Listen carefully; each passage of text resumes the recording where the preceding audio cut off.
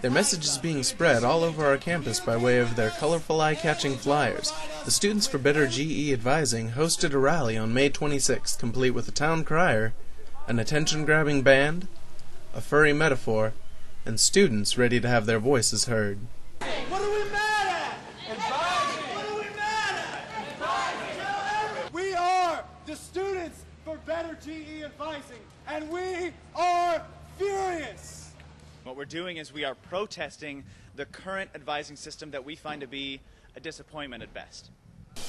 At the rally, students were drawn in by the music and offered snacks and bottled water in exchange for filling out a short survey asking about their satisfaction with the GE advisors. There were 9 of us in a class that got started on a discussion about our disappointments with the system and its failures. People start, who has horror stories about this, and everybody raised their hand. Everybody had some issue that they were really pissed off about with GE advising. We continue to grow with ideas, and we created a solution that we think will work. The system we want to put in place is a comprehensive, full online advising system to where you should be able to go onto it and say, I'm transferring from this school, or I've never gone to college before. Select any of those options. Say, I'm not sure if I want to major in math, art, or science, and then be able to get a list telling you all the courses you're going to need. They do have an idea, and it is one possible solution.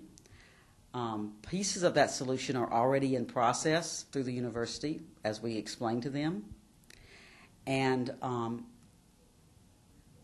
some of the things that they want are not realistic.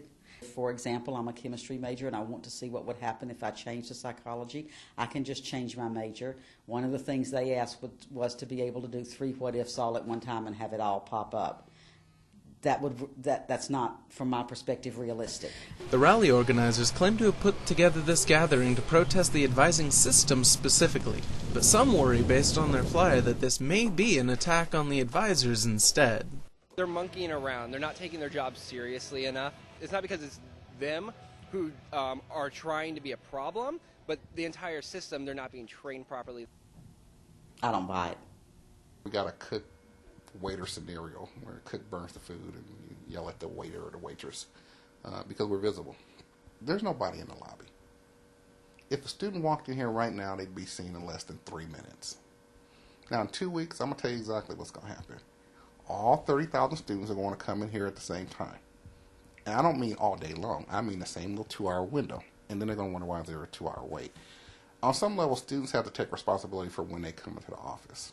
Many of the advisors here at the Student Service Center concede that the students for Better GE Advising have a number of valid points, and they are actually within the department developing a new system which will be known as the Hub to assist advisors and students in academic planning. But until the Hub is up and running, it's recommended that students show up to the advising office between the hours of 10 o'clock and 12 o'clock and 3 and 5 o'clock to avoid the busy rush. In San Jose, this is Joshua Cobley, Update News.